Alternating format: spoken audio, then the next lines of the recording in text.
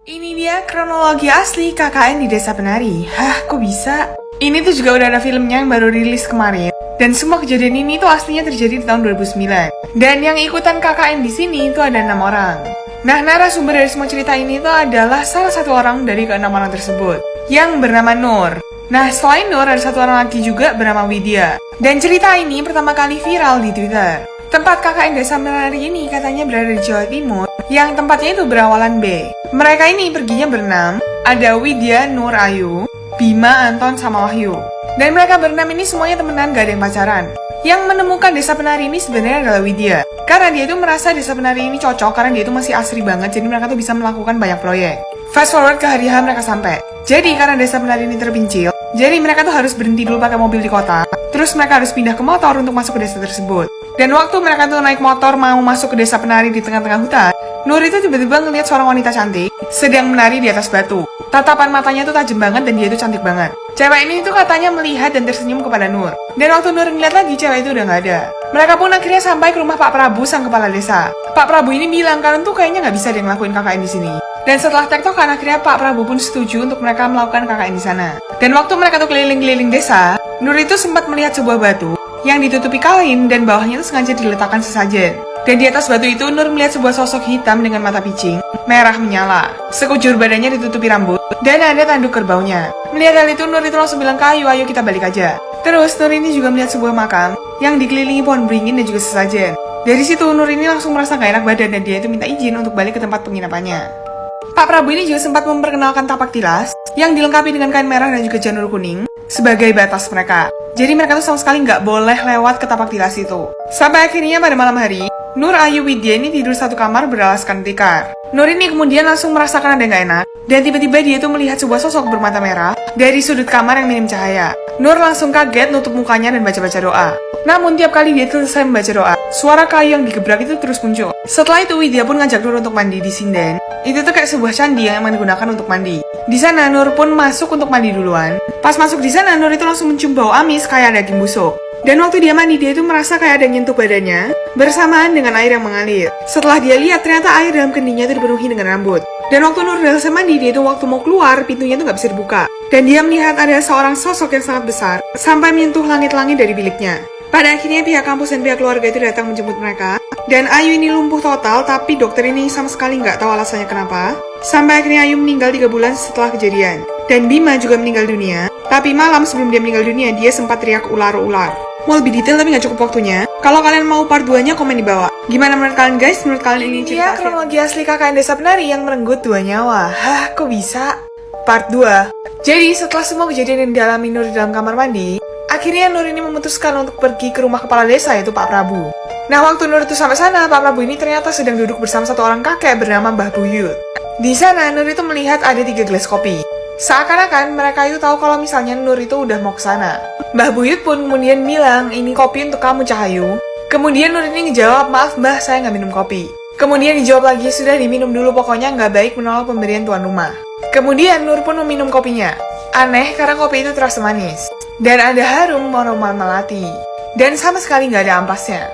Padahal kopi itu adalah kopi hitam pekat. Mbah kemudian tanya gimana rasanya. Nur pun bilang enak kok.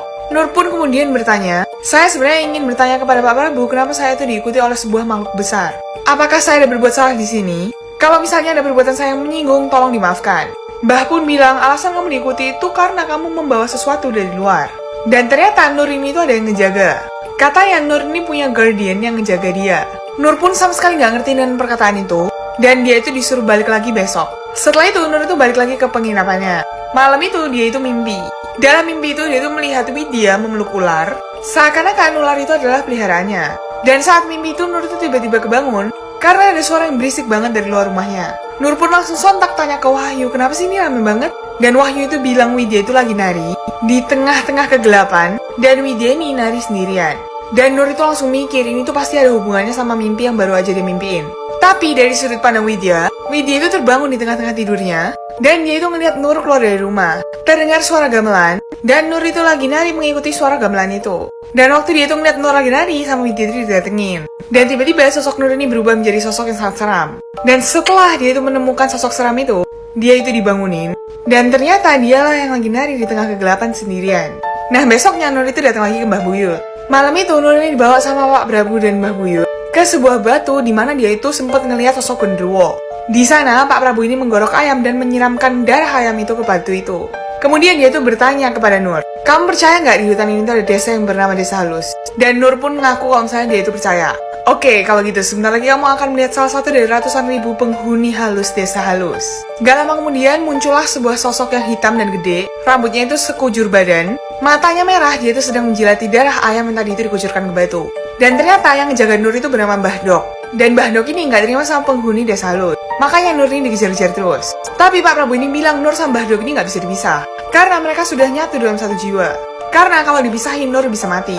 Mbah Buyut kemudian langsung menarik ubun-ubunnya Nur. Dan tiba-tiba Nur sudah nggak bisa melihat makhluk-makhluk yang ada di desa itu. Sumpah serem banget. Teknologi asli KKN Desa Penari yang merenggut 2 nyawa. Hah, kok bisa? Ini part 3 dan sorry banget karena emang gak cukup guys. Pada suatu malam Nur ini jalan-jalan dan dia itu menemukan tapak tilas. Sebenarnya Nur ini merasa tapak tilas ini serem banget. Tapi karena emang dia kepo dan dia itu lagi nyari Ayu sama Bima, jadi dia memutuskan untuk masuk aja ke tapak tilas. Nah di sana dia itu menemukan sebuah gubuk. Dan tiba-tiba ada yang manggil dia. Dan ternyata itu adalah Ayu sama Bima. Emang sih prokernya Ayu sama Bima itu barengan. Tapi Nur ini masih bingung ngapain Ayu sama Bima ini malam-malam ada di tapak tilas berduaan doang.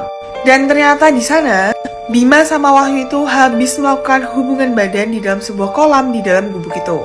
Dan di hari yang sama Wahyu sama Widya itu lagi pergi keluar untuk beli alat-alat sama makanan untuk proker mereka. Dan pas Widya sama Wahyu ini mau pulang naik motor, di tengah hutan yang gelap, tiba-tiba motor mereka ini mogok. Dan tiba-tiba juga mereka tuh didatengin sama satu orang kakek-kakek yang nawarin mereka untuk membantuin mereka benerin motornya. Dan mereka berdua ini juga diajak untuk pergi ke hajatan. Hajatannya itu milik desa sebelah. Sedangkan di hutan itu tuh sebenarnya nggak ada desa lain selain desa yang mereka kunjungi itu. Widya ini nggak mau ikut. Tapi karena dipaksa sama Wahyu, akhirnya ya udah deh mereka pergi ke hajatan itu. Di sana pestanya tuh bener-bener meriah banget. Banyak banget makanan dan Wahyu itu juga sempat makan makanan tersebut. Di sana Widya itu melihat satu orang wanita yang lagi menari sama persis kayak wanita yang dia temuin di mimpinya dia. Dan karena itu Widya itu jadi ketakutan banget dan maksa Wahyu untuk cepetan pulang. Oke, akhirnya mereka tuh pulang, tapi sebelum pulang Wahyu ini bungkusin temen-temennya yang lain itu makanan banyak banget. Sesampainya mereka di tempat penginapan, waktu Wahyu ini mau ngebuka makanan yang dia bungkus, ternyata yang ia temui itu adalah sebuah kepala monyet. Dan dari situ mereka semua ini langsung ketakutan. Dan setelah kejadian itu Wahyu ini jatuh sakit selama 3 hari. Mungkin karena waktu itu Wahyu itu sempat makan. Dan karena Nur ini udah merasa curiga banget, akhirnya waktu semua temen-temen yang gak ada di tempat penginapan, Nur ini ngobrak-abrik tasnya Ayu. Dan di situ dia tuh ketemu sebuah selendang hijau. Selendang hijau yang sama yang dipakai penari yang dulu Nur ini suka lihat. Dan setelah Nur melihat selendang itu, dia itu mulai mendengar suara gamelan. Dan tiba-tiba Widya muncul dengan tatapan kosong, dan dia bilang ke Nur jangan diterusin. Pokoknya Widya ini ngomong banyak banget tentang tumbal. Dan Widya juga bilang kamu akan pulang dengan selamat, saya jamin. Nah besoknya Bima itu datang ke Nur dan bilang sorry kemarin gue sama Ayu ini hilaf. Bima ini juga bilang kalau dia itu dikasih mahkota putih sama seseorang yang bernama Dahu. Malam itu Nur itu tiba-tiba hilang. Dan di malam yang sama Widya itu pulang setelah menyelesaikan prokernya dia. Dan di sana sama sekali nggak ada orang. Widya pun akhirnya jalan ke arah dapur dan dia ngeliat Nur lagi sholat di sana. Tatapannya itu tapi kosong dan ngeliat ke arah Widya. Dan Widya itu nanya, Nur kamu ngapain? Dan Nur kemudian mulai berbicara dengan suara wanita tua. Sumpah serem banget. Gimana menurut kalian?